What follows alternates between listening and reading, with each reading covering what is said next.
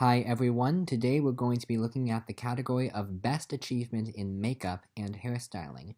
Now, this is the only category at the Oscars that has 3 nominees. It's not a terribly popular category, and part of the reason for this is that makeup is kind of a dying art, especially special effects makeup for creature features and such. And that's part of the reason why it's a real shame that The Shape of Water was not on the shortlist for this category. I don't understand why they didn't include it.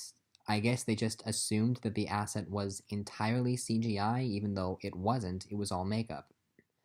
Ironically, a lot of people complained about Beauty and the Beast being left off the chart, even though that actually was CGI.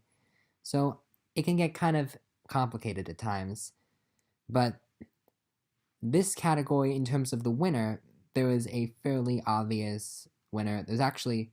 There's an obvious 1, an obvious 2, and an obvious 3. Like, it's not too difficult to figure out what the order is. So here's the order. Third most likely to win is Victoria and Abdul. Now, this is a film that honestly I was shocked to even see make the top 7 lineup, and even more shocked when it got nominated. It just feels like such a weird choice. The film did not do terribly well outside of this category. It only got one other nomination. It was not a big critic success or a big box office success. The nomination just feels weird. The only thing I can rationalize it with is maybe they really loved Eddie Izzard's transformation into Prince Birdie.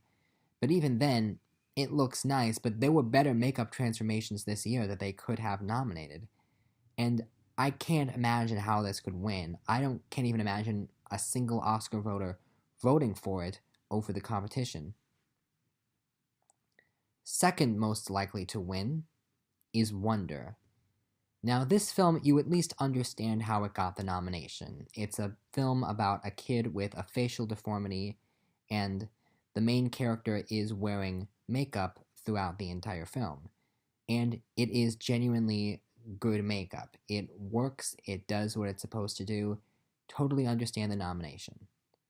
It's not going to win. Maybe if there was like nothing else that could beat it, Wonder could possibly make a good winner. People would look at it and say, okay, I guess it makes sense of that one. After all, Mask won back in the 80s, and that was basically the same thing. But this year, it's just not going to win. And the reason for that is, number one, my prediction to win this category is Darkest Hour. Now, I think pretty much everybody knew this was going to win as soon as we saw the set photo of Gary Oldman as Winston Churchill. It is such a complete transformation. Like, if you didn't know it was Gary Oldman, you probably would have never guessed it. It is a very effective transformation. Some people have said that the silhouette of Churchill in wide shots doesn't make sense, like his head almost seems too big for his body. But honestly, that seems like such a small thing. I bet a lot of Oscar voters don't even pick up on that. And the film is very well received. It's a Best Picture nominee. So it's very well received. And Gary Oldman is going to win Best Actor. Not only is he winning Best Actor, but when he wins, when he's won at various other award shows like the Globes and SAG, he always shouts out the makeup team. He's like, let's talk about the makeup team. They worked so hard to make this transformation possible. And the fact that he's calling attention to the makeup on top of his campaign that's already going to give him an Oscar, it seems very, very likely that the makeup team will go along with him, and both Gary Oldman and the makeup team will win Oscars. So basically, 2 Oscars for the transformation of Oldman into Churchill.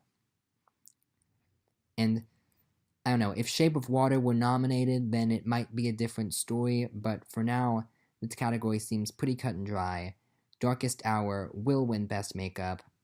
Wonder might get a few votes, but Victoria and Abdul certainly won't get any votes. This category seems pretty cut and dry. It's going to be Darkest Hour concluded. Okay, join me tomorrow when I take a look at the category of Best Original Score. See ya.